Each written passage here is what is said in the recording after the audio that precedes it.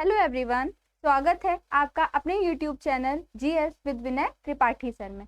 आज हम लोग पार्ट 6 पढ़ने वाले हैं, जिसमें हम लोग पढ़ने वाले हैं दिल्ली सल्तनत की कला एवं स्थापत्य। इस श्रृंखला में बस एक और दो वीडियो और है और हम लोग दिल्ली सल्तनत अपना कंप्लीट कर चुके होंगे और उसके बाद हम लोग मध्यकालीन भारतीय इतिहास के आगे के टॉपिक्स पे मूव करेंगे। तो होप आप लोगों को ये श्रृंखला अच्छी लग रही होगी और इसी के साथ हम लोगों ने जो क्वेश्चन पूछा था प्रीवियस, उसके आंसर पे चलते हैं। चलिए, तो क्वेश्चन था हमारा कि हमें जीएसएम की फुल फॉर्म को डिस्कस करना था। तो जीएसएम की फुल फॉर्म थी global system for mobile communication. आप लोगों ने कमेंट दिया और उसके लिए दिल से थैंक यू। तो आज के इस थॉट के साथ हम लोग अपना सेशन स्टार्ट करते हैं कि बहुत सारे पॉजिटिव एक्शंस के साथ ही एक बड़ा रिजल्ट पॉजिटिव निकलता है, पॉजिटिव थिंकिंग के साथ, दैट इज सक्सेस। और उसी के लिए हम लोग इतना हार्ड वर्क कर रहे हैं, आप हम लोगों से पढ़ रहे हैं और हम लोग आपको पढ़ा रहे हैं। तो चलिए आज का सेशन इसी के साथ स्टार्ट करते हैं। ये रहा आपका पहला क्वेश्चन, अलाई दरवाजा, इसका निर्माण किस सुल्तान ने कराया था?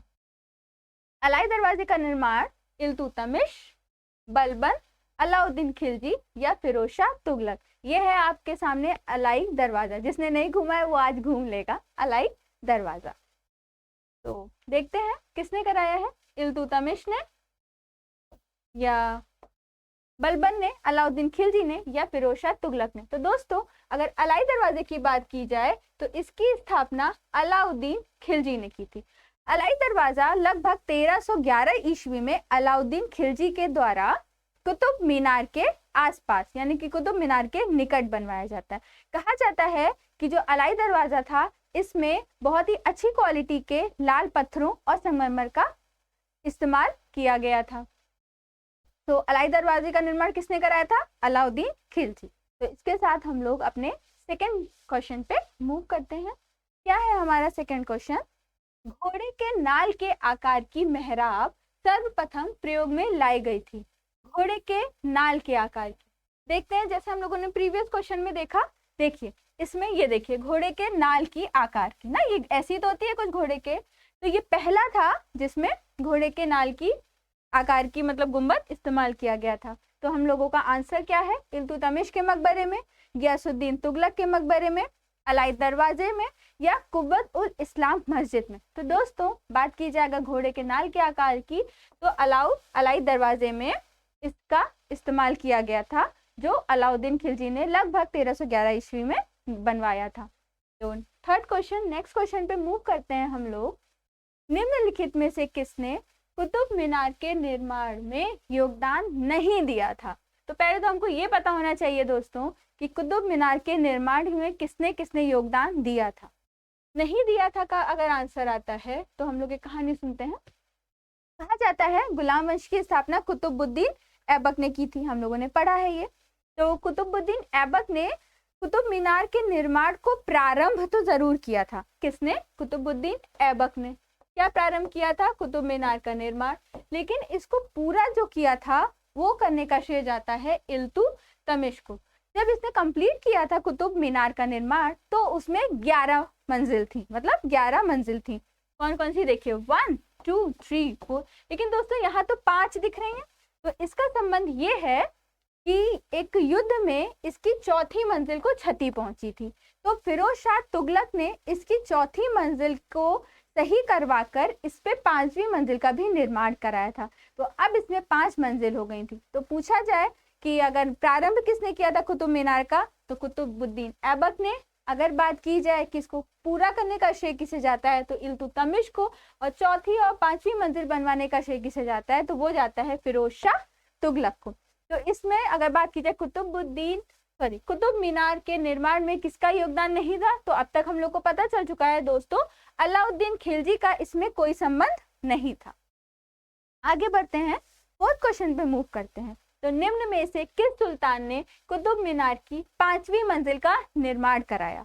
कुतुबुद्दीन ऐबक, इल्तुतमिश, फिरोज शाह तुगलक या सिकंदर लोदी। तो ये है हमारे फिरोज शाह तुगलक। इन्होंने ही 5वीं मंजिल का, कुतुब मीनार की 5वीं मंजिल का निर्माण कराया था। किसने कराया था? फिरोज शाह तुगलक। दोस्तों एक क्वेश्चन है, कुतुब मीनार का नाम कुतुब मीनार कैसे पड़ा? सोचिए। एक्चुअली आप लोग के दिमाग में यही आ रहा होगा कि कुतुबुद्दीन ऐबक ने इसका निर्माण प्रारंभ कराया था, तो कुतुब मीनार इसका नाम पड़ गया। नहीं दोस्तों, उसने एक सूफी ख्वाजा थे कुतुबुद्दीन बख्तियार काकी। कौन थे? कुतुबुद्दीन बख्तियार काकी। और इन्हीं के, ये एक सूफी ख्वाजा थे और इन्हीं के नाम पे कुतुबुद्दीन मीनार का नाम कुतुब मीनार रखा गया था। तो नेक्स्ट क्वेश्चन पे मूव करते हैं, जो है भारत में प्रथम मकबरा जो शुद्ध इस्लामी शैली में निर्मित हुआ था। किसमें? शुद्ध इस्लामी शैली में निर्मित हुआ था। हुमायूं का मकबरा, बलबन का मकबरा, ऐबक का मकबरा या अलाउद्दीन खिलजी का मकबरा। तो दोस्तों अगर बात की जाए कि इस्लामी शैली में बना हुआ मकबरा, तो वो था हमारा, इनका किसका मकबरा था? वो था बलबन का मकबरा, है ना। बलबन का मकबरा शुद्ध इस्लामी शैली से निर्मित था और इसी के लिए ये प्रसिद्ध भी है। तो अगर और एक बात यहाँ पे इंफॉर्मेशन है कि जो अलाई दरवाजा था वो वैज्ञानिक ढंग से बना हुआ, जो उसका गुंबज था घोड़े के अनाल के आकार का, वो वैज्ञानिक ढंग से बना हुआ मोस्ट इम्पॉर्टेंट या वास्तविक रूप से बना हुआ एक बिल्डिंग थी, इमारत थी, ठीक है। तो बलबन का मकबरा क्या था? शुद्ध इस्लामी शैली में निर्मित था। बात की जाए बलबन के मकबरे की या हुमायूं के मकबरे की, ऐबक के मकबरे की, अलाउद्दीन के मकबरे की, तो हुमायूं का मकबरा भी दिल्ली में था, बलबन का मकबरा भी दिल्ली में था, ऐबक का मकबरा दिल्ली में नहीं था। दोस्तों कुतुबुद्दीन ऐबक की मृत्यु कहाँ हुई थी? लाहौर में हुई थी। कैसे हुई थी? चागोन की जो क्रीड़ा से उसकी मृत्यु हुई थी, चागोन की क्रीड़ा में घोड़े से गिरकर उसकी मृत्यु हो गई थी, ऐसा कहा जाता है। तो ऐबक का मकबरा लाहौर में है, अलाउद्दीन खिलजी का मकबरा भी दिल्ली में है। तो हुमायूं, बलबन और अलाउद्दीन का कहाँ पे है मकबरा? दिल्ली में। और बलबन का मकबरा, ऐबक का मकबरा कहाँ है? वो है लाहौर में। अब पूछा जाए इनमें से स्वयं का मकबरा बनाने वाला शासक कौन सा था, जिसने अपने स्वयं के मकबरे का निर्माण करवाया था? तो वो कौन था? वो था बलबन। बलबन ने स्वयं के मकबरे का निर्माण कराया था। स्वयं का मकबरा किसने बनवाया था? तो वो बनवाया था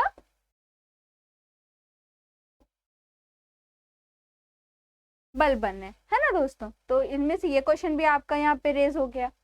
तो नेक्स्ट क्वेश्चन पे मूव करते हैं। प्रथम वास्तविक मेहराब किस सल्तनत कालीन स्मारक में दृश्यातीत होती है? दृश्यातीत का मतलब होता है दिखाई देती है। कौन थे वो? इल्तुतमिश का मकबरा, बलबन का मकबरा, अलाई दरवाजा या कुव्वत उल इस्लाम मस्जिद। तो दोस्तों जो मेहराब की स्थिति है सल्तनत कालीन, वो था बलबन का मकबरा। इसी में वास्तविक मेहराब की स्थिति या दृश्यातीत होती है। तो दोस्तों नेक्स्ट क्वेश्चन पे मूव करते हैं हम, जो है 7th। इसमें हमको विचार करना है और इनके कालानुक्रम का, सही कालानुक्रम का चयन करना है। चलिए बात करते हैं। तुगलकाबाद जिला, तुगलकाबाद किला, कुतुब मीनार, लोधी गार्डन, फतेहपुर सीकरी। अब हमें ये बताना है इन ऑप्शंस को देख के कौन सा पहला है, कौन सा दूसरा है। तो बात की जाए अगर तुगलकाबाद की, तो लगभग इसका जो विकास हुआ था वो हुआ था 1320 में। बात की जाए अगर लोधी गार्डन की, तो हुआ था वो 1400 लगभग 51 में। बात की जाए कुतुब मीनार की, तो ये लगभग 1206 से 1210 का टाइम पीरियड था। और फतेहपुर सीकरी जो किसने बसाया था दोस्तों? ये बसाया था अकबर ने। इसका टाइम पीरियड देखा जाए तो ये लगभग है 1556। तो अगर हम इस टाइम पीरियड के अकॉर्डिंग देखें तो पहले नंबर पे आता है कुतुब मीनार, जिसकी टाइमिंग है 1206 से 1210 यानी कि 3। अगर देखा जाए तो इसमें और इसमें, तो क्वेश्चन नंबर सी और क्वेश्चन नंबर डी तो यहाँ पे हमारे एलिमिनेट हो जाते हैं, क्योंकि कुतुब मीनार 1 पे आ गया। फिर बात की जाए कि तुगलकाबाद, तो इसके बाद तुगलकाबाद है, तो नंबर 1 आता है कुतुब मीनार, फिर आता है तुगलकाबाद, यानी कि 3, 1। अब ये दोनों में भी 3 और 1 है, बहुत ही कॉम्प्लिकेटेड हो रहा है दोस्तों। चलिए आगे बढ़ते हैं। फिर है हमारा लोधी गार्डन 1451, तो 3, 1, 2 यानी कि ऑप्शन नंबर बी हमको मिल चुका है कि पहले कुतुब मीनार का निर्माण हुआ था, फिर तुगलकाबाद किले के बाद हुई थी, फिर लोधी गार्डन था और फिर फतेहपुर सीकरी था। तो option number B is correct answer. तो नेक्स्ट क्वेश्चन पे मूव करते हैं। क्वेश्चन नंबर 8 है हमारा, कीर्ति स्तंभ प्रशस्ति के रचयिता। दोस्तों कीर्ति स्तंभ की नहीं, कीर्ति स्तंभ प्रशस्ति की बात हो रही है। सोमदेव, जैता, नाथा या अभिकवि। तो दोस्तों पहले हम लोग कीर्ति स्तंभ की बात कर लेते हैं। तो कीर्ति स्तंभ था, कहा जाता है कि मालवा की विजय के उपलक्ष्य में जो मेवाड़ के राजा थे राणा कुंभा, कौन थे? राणा कुंभा, इन्होंने ही कीर्ति स्तंभ का निर्माण कराया था। लेकिन कीर्ति प्रशस्ति, इसके रचयिता कौन थे? तो वो थे अभि और महेश, दो नाम के व्यक्ति थे। अभि और महेश ने कीर्ति स्तंभ प्रशस्ति के रचना की थी। तो इसमें से जो हमारा ऑप्शन है वो है अभि कवि। यहाँ महेश ऑप्शन में नहीं है, अगर दो होता तो दोनों करेक्ट होते। तो फिलहाल कीर्ति स्तंभ प्रशस्ति के रचयिता कौन है? अभि कवि। बात की जाए जैता की, तो जब मेवाड़ के राजा राणा कुंभा ने कीर्ति स्तंभ को शुरुआत किया था निर्माण करना, तो इसको जो पूरा कराया था वो जैता नामक शासक ने ही पूरा कराया था। कीर्ति स्तंभ राणा कुंभा। नेक्स्ट क्वेश्चन पे मूव करते हैं। चित्तौड़ का कीर्ति स्तंभ निर्मित हुआ था, यानी कि हमें इस क्वेश्चन से ही एक बात और पता चली कि कीर्ति स्तंभ चित्तौड़ में है। बिल्कुल, मेवाड़ के शासक राणा कुंभा के द्वारा बनाया गया था। तो इस पे ज्यादा डिस्कस करने का कोई मतलब नहीं है। चित्तौड़ का कीर्ति स्तंभ किसने बनवाया था? राणा कुंभा ने। ये है राणा कुंभा। नेक्स्ट क्वेश्चन पे दोस्तों मूव करते हैं। क्वेश्चन नंबर 10, निम्नलिखित युग्मों से कौन सा सुमेलित नहीं है? चलिए देखते हैं। अजमेर में कुव्वल उल इस्लाम है, जौनपुर में अटाला मस्जिद है, मलबा जहाज महल है, गुलबर्गा जामा मस्जिद है। तो दोस्तों बात की जाए अटाला मस्जिद की तो वो जौनपुर में ही है, बात की जाए जहाज महल की तो वो मलबा में ही है, बात की जाए जामा मस्जिद की तो वो गुलबर्गा में ही है। दोस्तों जो कुव्वल अल इस्लाम है वो अजमेर में नहीं बल्कि वो कहाँ है? वो है दिल्ली में, है ना। कुव्वल अल इस्लाम जिसकी स्थापना कुतुबुद्दीन ऐबक के द्वारा कराई गई थी। किसके द्वारा कराई गई थी?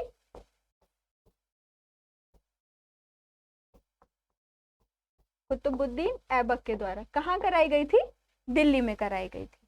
ठीक है, तो आज हम लोग लास्ट क्वेश्चन पे मूव करते हैं। क्वेश्चन नंबर 11, हम लोग को वास्तुशैली दी गई है और उससे संबंधित राजवंश दिए गए और बताना है किस राजवंश में कौन सी शैली का इस्तेमाल हुआ था। तो चलिए डिस्कस करते हैं दोस्तों।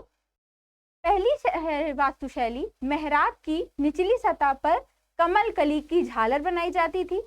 दूसरी है अष्टभुजीय मकबरों का उदय। तीसरी है स्तंभों में बोधि गोई का प्रयोग किया जाता था। और डी है झुकी हुई दीवारों के साथ विशाल मुख्य द्वार बनाए जाते थे। तो इसमें से कौन सा ऑप्शन होगा हमारा? मेहराब की निचली सतह पर कमल कली की झालर। तो दोस्तों ये खिलजी राजवंश में इसका प्रयोग किया जाता था। फिर बात की जाए अष्टभुजीय मकबरों का उदय, तो दोस्तों ये था अष्टभुजीय मकबरों का उदय तुगलक के शासनकाल में हुआ था। इस तरह की वास्तुकला का प्रयोग किया जाता था। स्तंभों में बोधि गोई का प्रयोग, ये विजयनगर राजवंश में ऐसा बनाया जाता था। फिर बात हुई झुकी हुई दीवारों के साथ विशाल मुख्य द्वार, तो ये थे शर्की। तो देखा जाए तो ए का है हमारा खिलजी, यानी कि 3, ए का 3 तो इसमें भी है और इसमें भी है। यानी कि अगर हम देखें ऑप्शन नंबर सी और ऑप्शन नंबर डी तो एलिमिनेट हो गए। क्यों हो गए? क्योंकि हम लोग का ए तो 3 से कनेक्ट है, तो ए और 3 ए और बी में है। आगे बढ़ते हैं। फिर है अष्टभुजीय मकबरों का उदय जो कि तुगलक ने कराया था, यानी कि बी का 4, यानी कि बी का 4। तो इस हिसाब से मेरा जो हम लोग का जो करेक्ट ऑप्शन है वो है क्वेश्चन ऑप्शन ए, है ना। ए का 3, बी का 4, सी का 2 और डी का 1। तो इसका करेक्ट आंसर है ए। तो ये बहुत छोटी सी वीडियो थी दोस्तों, क्योंकि इसमें इतने ही इंपॉर्टेंट मोस्ट क्वेश्चन थे और हम लोग का बस फालतू का कुछ भी पढ़ाने का कोई मोटो कोई मतलब नहीं है। जो आप लोगों के लिए जरूरी हो बस वही हम लोग पढ़ाना चाहेंगे।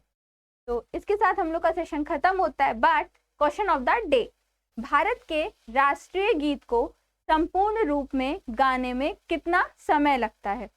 52 सेकेंड, 60 सेकेंड, 65 सेकेंड या 90 सेकेंड? तो दोस्तों इसका आंसर आप हम लोग को कमेंट बॉक्स में करिएगा। और कोई भी सजेशन हो, कोई भी बात हो, तो हम लोगों से कनेक्ट होने के लिए आप कमेंट बॉक्स में कमेंट कर सकते हैं। और इस सीरीज को लाइक करिए और कोई भी सजेशन हो तो हमें बताइए।